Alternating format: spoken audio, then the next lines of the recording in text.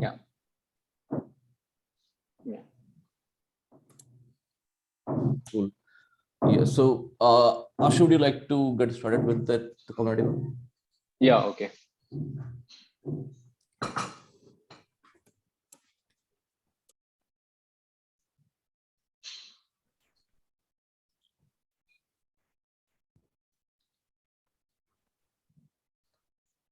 Can you see my screen? Yeah.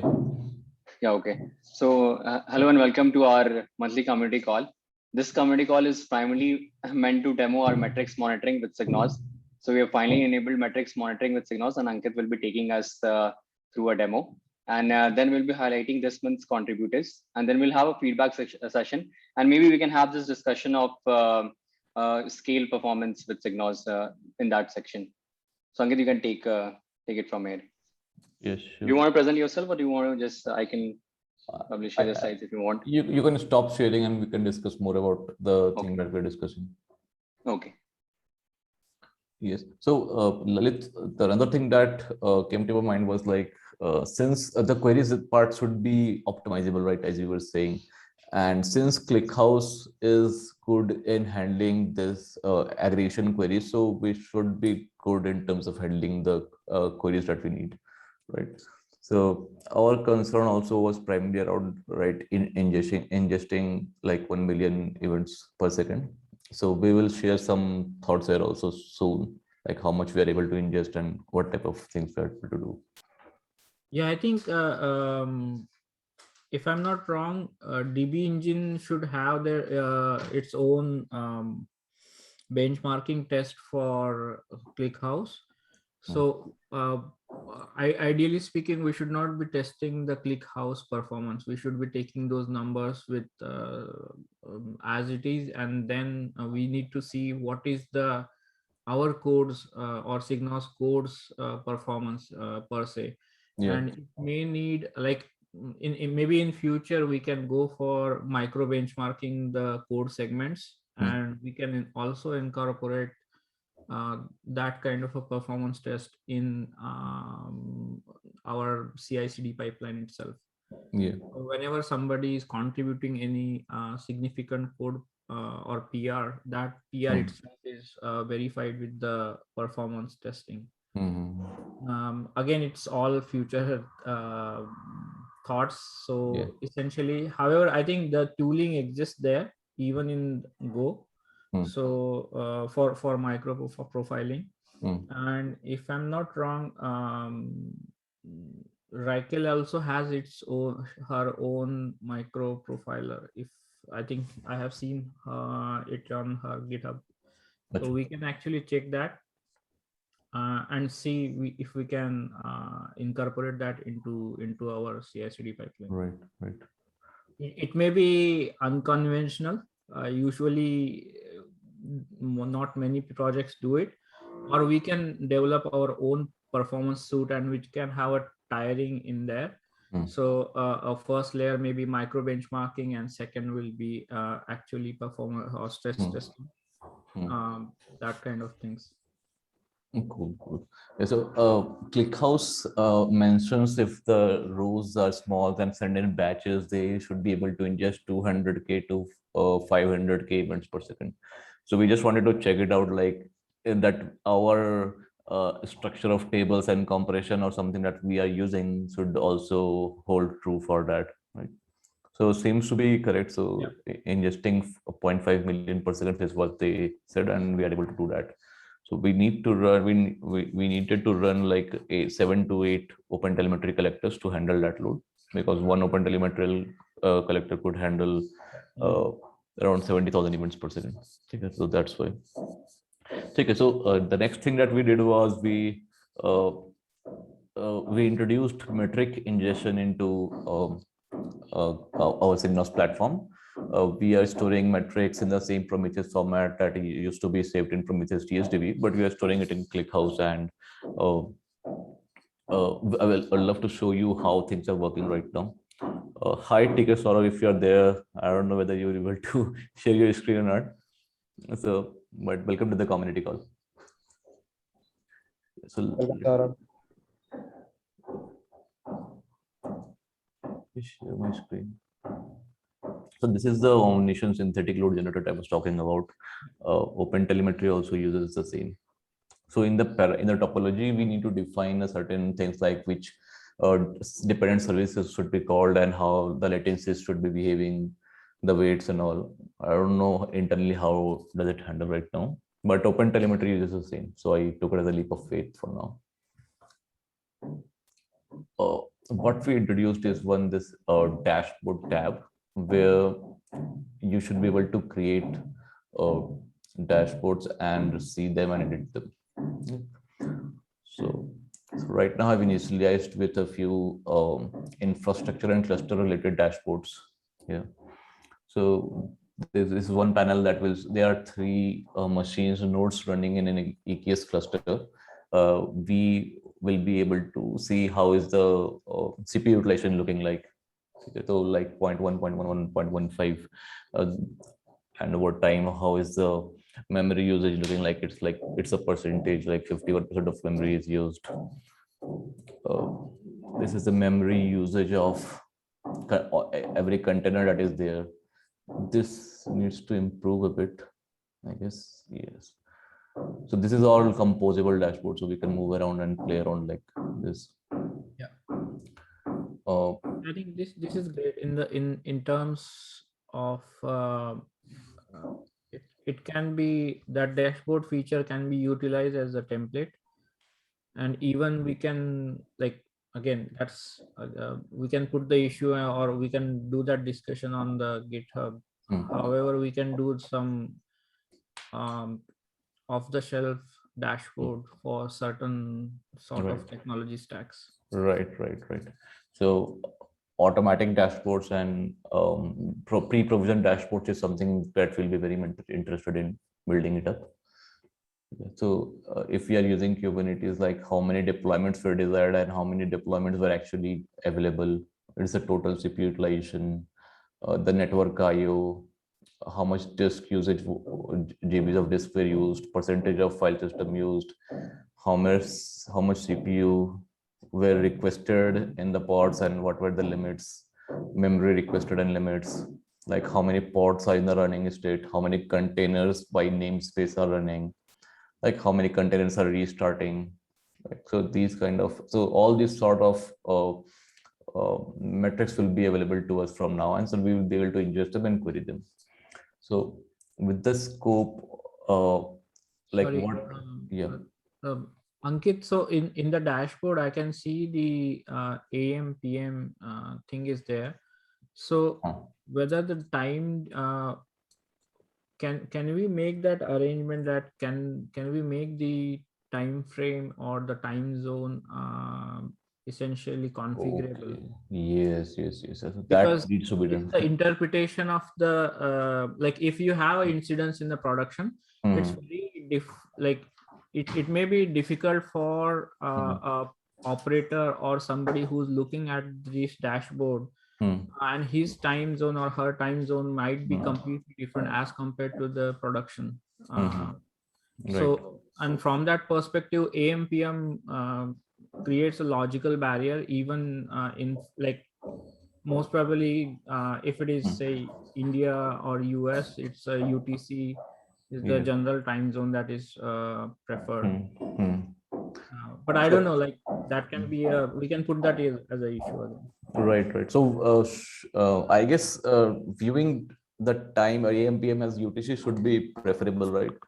Because an operator can be in a different time zone, but he might be opening a dashboard, like, right?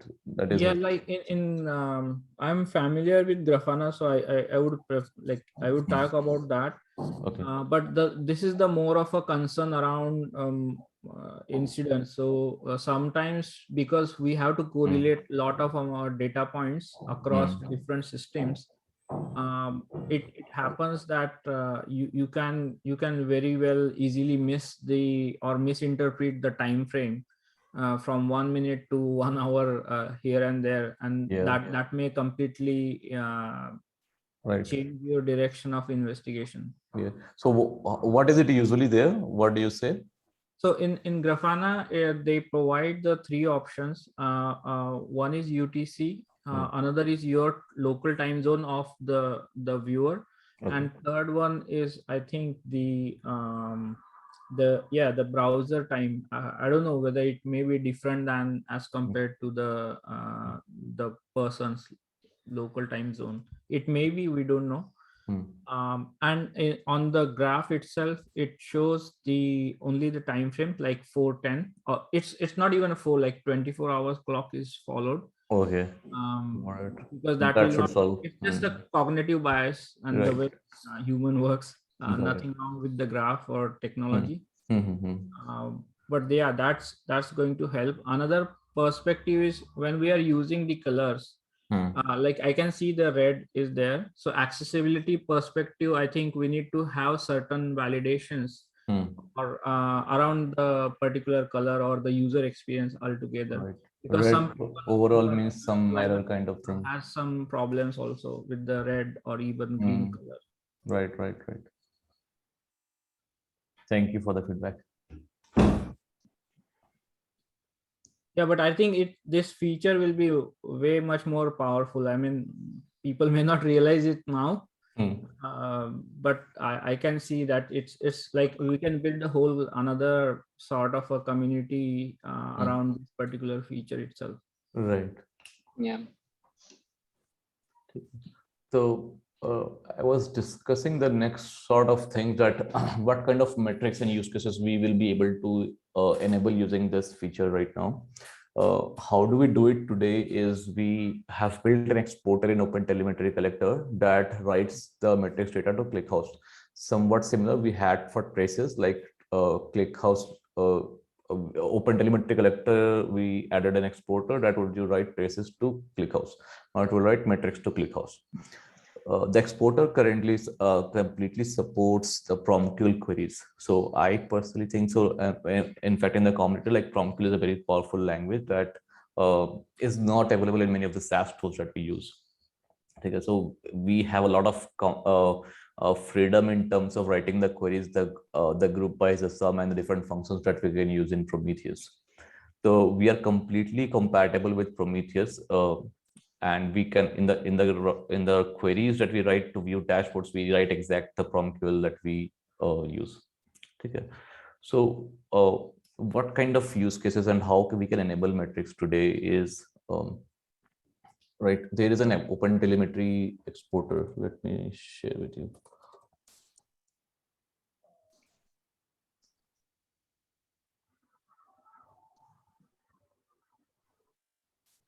In the OpenTelemetry config, we can enable host metrics receiver. So there are many different kinds of receivers that are there in OpenTelemetry. So there is Redis receiver, there is JMX metrics receiver, there is I consider different for different monitoring different components of the infrastructure in the application. We have different kinds of receivers. So this is host metrics is one of the receivers that we can apply, like we want to scrape the load, memory, CPU, network, file system, disk, everything. So it will scrape those metrics and it will send it to ClickHouse to write. So if we are able to enable this in our OpenTelemetry config, collector config, then it will start scraping the metrics and start sending to ClickHouse. Like I said, in the exporters, we have one ClickHouse metrics write exporter. We just need to give the endpoint of ClickHouse where it is, and it will start sending the metrics data to ClickHouse.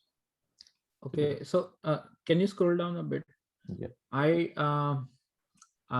Again, sorry to be a picky one, but actually, like you can see the YAML structure is there. So line number 35, we have the ClickHouse element or node, and under that there is a data source. Maybe we don't need to repeat the ClickHouse altogether again on line number 36. Our element, we can just put it as a subtree of a ClickHouse element itself, saying matrix right, or maybe SigNoz right, maybe, I don't know. Right. So the thought under that was right not to keep it separate, because these two are different kinds of exporter. This writes to traces and this writes to metrics.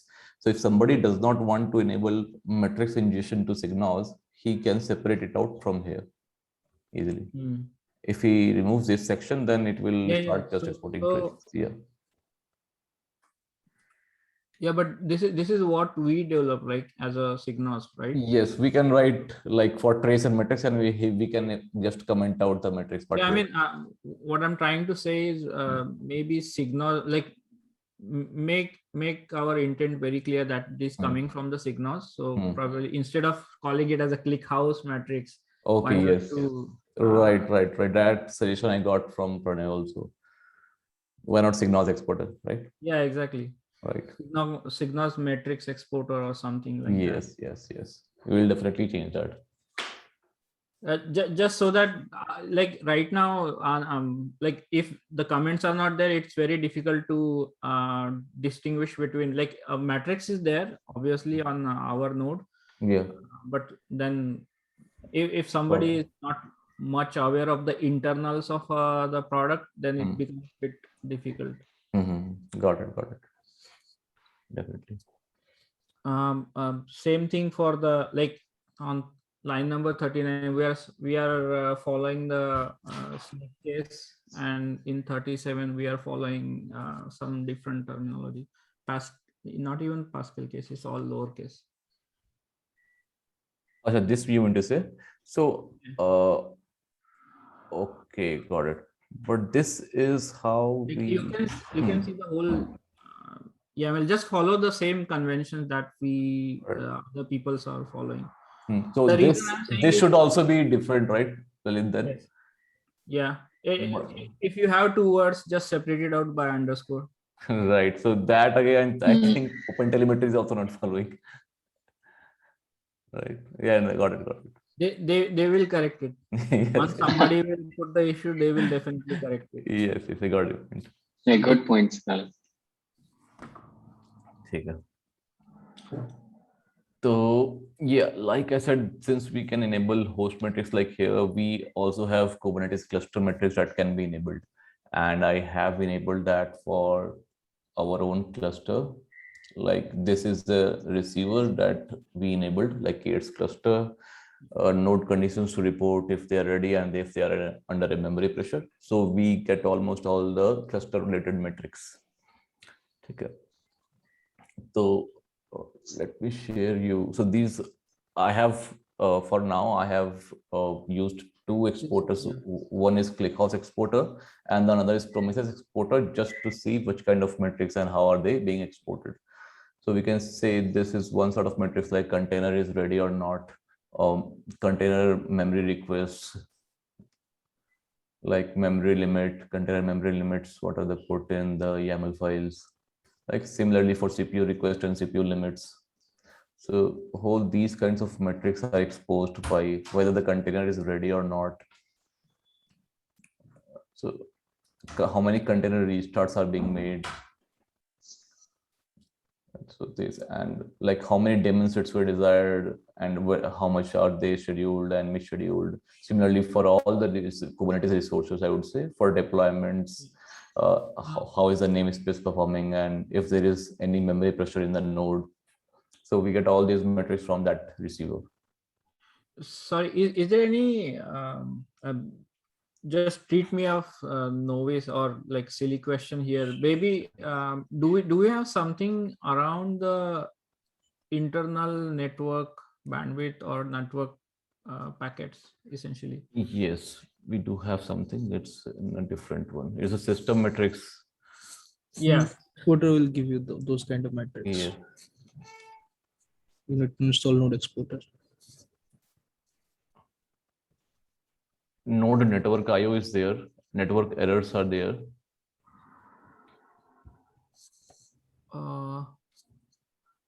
but does node for every pod it's there, the errors and IO, and what more, and system network IO as machine. So this is, I guess, it will be duplicated.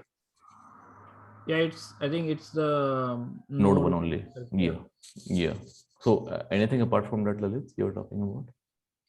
Yeah, so in networking also we have I think 3 layers, if I'm not wrong. You have a node level, pod level, and there is the overlay or like containers work on the bridge or overlay, if I'm not sure.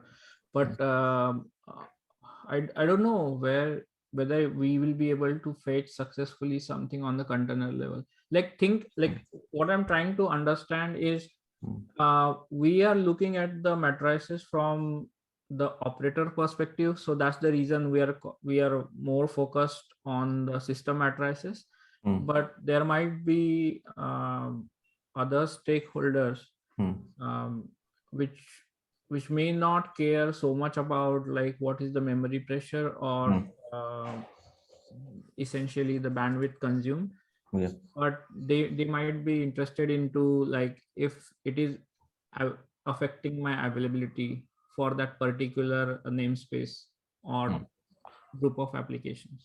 Right. So we can, I guess, split the network IO based on pods, namespaces, nodes, and complete cluster also. Yeah. So the aggregation or query side, we have to just raise that projection. You're right. And yeah, surface it on the some meaningful way on the right dashboard. So we plan to have a few filters here, like group by, we can say group by or show by node or cluster level, node level, namespace level, and deployment level.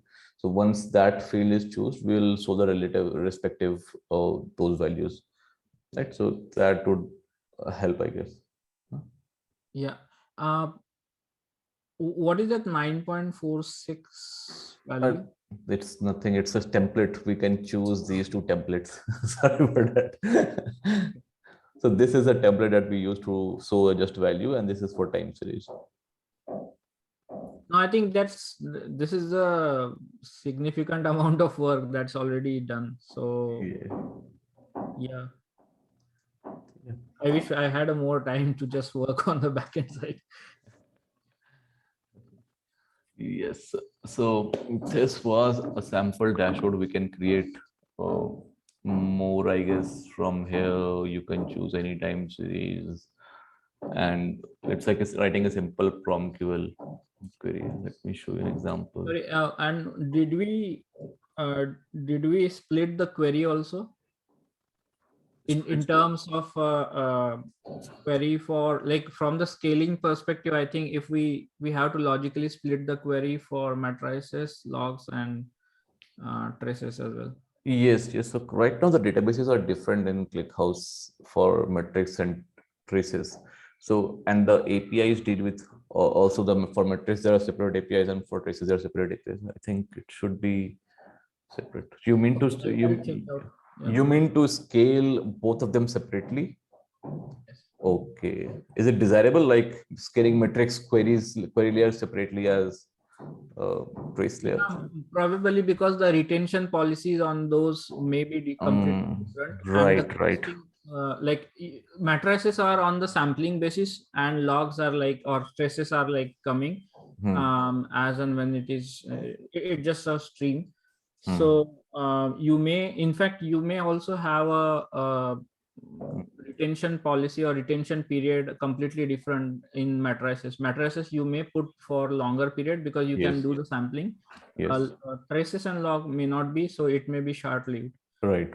From those different perspective, your storage cost you will also change, and even you want to logically segregate out or even put it in even physical separate processes also. Might relevant. That's right. Thank you for pointing it out.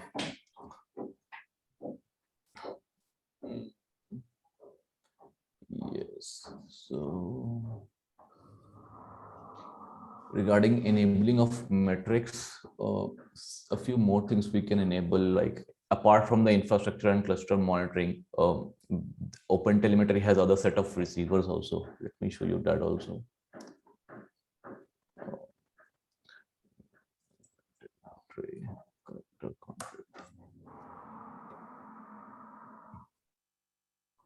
So it has a set of other receivers also, like Docker stats receiver, collectd receiver, a host metrics receiver is the one that we are using to get data right now.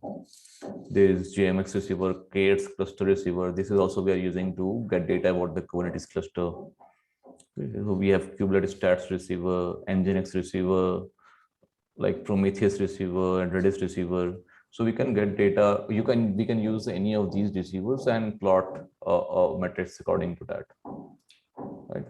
And apart from that, OpenTelemetry library already gives you the ability to instrument your applications like custom instrumentation to generate business metrics or custom metrics. And these metrics are very much costly, I guess, in Datadog and other products, because these are treated as custom metrics. Even the Prometheus metrics, when you export it to Datadog, they are treated as custom metrics, and they are charged like $1 for 20 such metrics. Okay, so all of these are enabled today in SigNoz using OpenTelemetry. The OpenTelemetry SDK, if using them, you can create custom metrics from your applications, any business specific metrics. OpenTelemetry has Prometheus receiver that receives Prometheus config for scripting the metrics. Like if you already have a setup for Prometheus, you can apply the config in OpenTelemetry collector, and that should scrape the Prometheus metrics, and we can see the charts in our SigNoz. So the infrastructure and cluster metrics, we need to run OpenTelemetry collector as a daemon set that runs on each and every node, so that it receives node metrics. But for Prometheus config, it needs to run as a deployment that can receive, well, because it's a cluster metrics, right? Yeah, I think that's where maybe I know that somebody from the community was going to explore the ePBF. If we can get that into our node agent, or so basically the agent that and that way we can export it on the ClickHouse. That way it will give us more power to depict those matrices and even go to any level. Right. I was thinking there is another thought, like probably we have to see the CNCF landscape and see how we can, because we are now the sandbox project. I think we have to, if we can work with others in the community also and create a ecosystem, that will be a win-win. Right. Definitely. So just the way we did with the PromQL, rather than reinventing the wheel, we adopted what is there as a standard in the landscape. Similar way, if we can do with, I think there are some there is an open matrices project, if I'm not wrong. I understand that sometimes we also compete with some of the CNCF landscape projects, but probably wherever it is possible and in our in the community's good intention, I think we should have the tie-ups. Right, definitely. So there is no point in reinventing wheel and reinventing standards and convictions, right? So so for the good of the community, we should be working towards that. So I guess CDM is a project that works heavily around eBPF, right? So we can look around that too. Yes. I mean, that way also we can speed up some of these features, building these features into our stack. Definitely. So a bit of maturity is needed from the project. I think in a couple of months or 3 months, we should be ready to get into CNCF, and we'll apply post that. Yeah. Same thing goes for the receiver. Like when you were listing out, I think we can prioritize or highlight the one which is actually going with the CNCF landscape. Because more prominently, if I'm not wrong, the use case we are targeting is running the Kubernetes cluster, or either on the bare metal or on-prem, even if it is your like customer's own data center.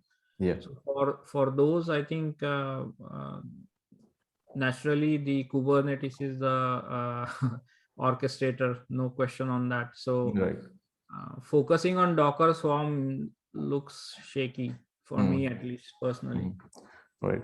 So it's like a different use case for a company where they do not have currently the permissions to run Kubernetes. They have the permissions to run Docker. So till the time they completely have, I would say, once off is fine. I'm not concerned about once off efforts, but in the long term, that should be our North Star. Yeah, definitely. Sure. Apart from that, something that we'll be working on and we have been working on is like giving inbuilt infrastructure and cluster metrics dashboard and a very easily explorable pages like we have in some of the SaaS products, so that you can view the resources in Kubernetes, deployment pods, and view some of the metrics like the basic infrastructure metrics would be there. Alerts, again, we have done the POC to fire alerts based on the prompt kill queries, and the it's the same way like Prometheus has an alert manager, right? Yes. So again, we are not reinventing the wheel. We'll be using Prometheus Alert Manager, and since our query language supports Prometheus query, we can use Prometheus rules. Okay. So this part will also be completely used from using the Prometheus existing frameworks, and hence alerts plus querying the metrics and everything is coming together with ClickHouse. And I hope in a few months we will have logs also into ClickHouse, and we will have the complete all the 3 stacks into ClickHouse then. As discussed, we have some scale test benchmarks, like we have tested SigNoz with 400,000 events per second, roughly around close to 500,000 events per second. We were able to ingest to SigNoz using 8 OpenTelemetry collectors and single ClickHouse instance. So the total CPU usage was around 21 CPUs and around 16 to 17 GB memory.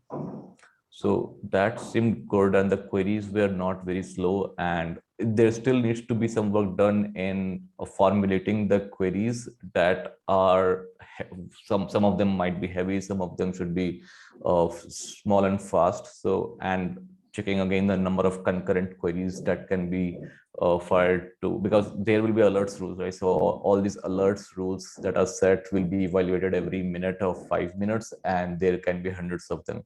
So at least 100 queries fired concurrently we should be able to handle that, right? Ankit, these again maybe a silly question. The test we have conducted, are these collectors are also running on the same machine, or are they distributed? They are into different machines. So I have spin up 3 to 4 different EC2 instances. That's awesome, because the like the latency between the machines also is a factor. So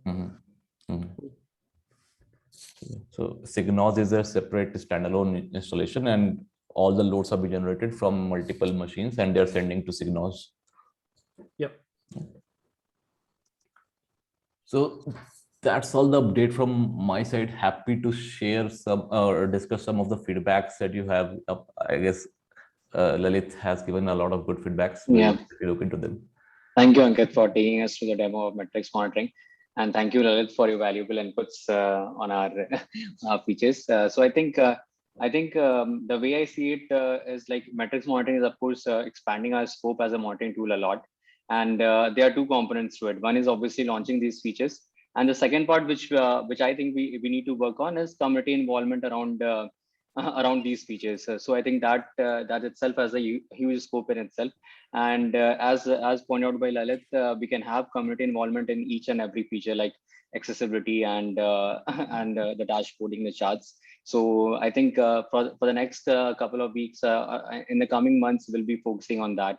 So I think Ankit, next I just let's highlight the contributors of this month. I'll share my screen.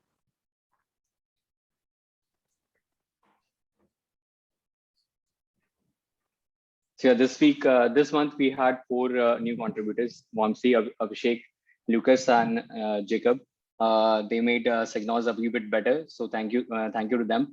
And we are hoping more community involvement in the coming months. So we hope to get more contributions. And Palash, as Palash has taken up the front end charter now, so we are getting more involvement in the front end charter.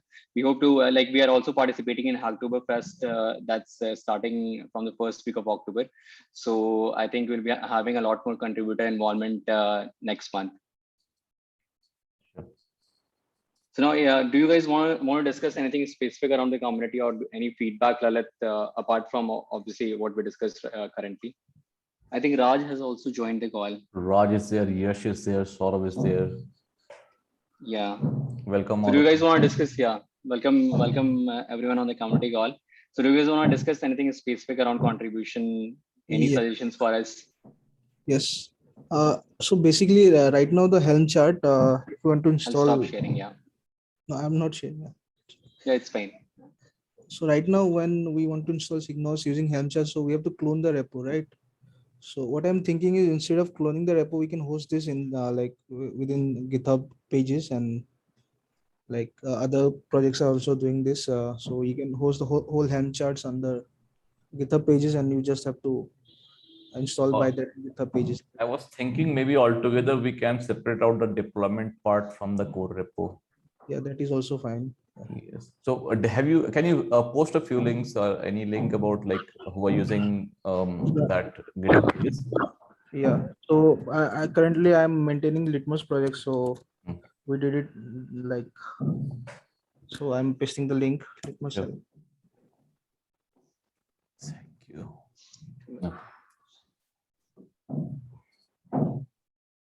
Got it. So you can see a different branch called GH pages. If you look. Yes. So our CI/CD will build the binaries and put it in a separate branch, and the GitHub pages will be hosted from that branch. Okay. So you can see the links, how we are adding the repo and all. So we'll give it a look. Thank you, Raj. Anything else, guys? I think we are right on time for this community call. So if you don't have anything else to discuss, we can drop off. No, right? Okay. Thanks again, guys, for taking our time on the weekend. We are happy to host this community call, and thank you, Lalit, for your invaluable inputs once again. Hope to see you in the next community call. Yeah. Yeah. So there's a lot to be done on the metrics front, both on the community side and on the product development side. So yes, exciting times ahead, I'll say. Yeah. I think Palash wanted to say something, I guess. Sorry. Yeah. No, actually, I was having a discussion with Yash only. So yeah, it's totally fine. Okay. I think on the dashboarding side, chart side, accessibility thing is something that actually there are a few pointers regarding that. Right. Yeah. Means actually thing is that there's few pointers regarding the benchmarking of a front end. There is a tool, I guess, W3C accessibility tool is right. there. There is a whole community for that. Yeah. So actually, I'm trying to figure out the accessibility in kind of a test format only. So once the different kind of a test is available over the front end, so actually we can take from there. I think there is no harm in our asking some help around that specific issue to the community, or maybe even just create an issue on the GitHub, and if somebody wants to take it, that will be great. Right. Sure. Yeah. Okay, guys. Thank you. All right. Thank you. Thank you. Bye-bye. Take care, folks. Have a good weekend. Bye-bye. Thank you. Bye.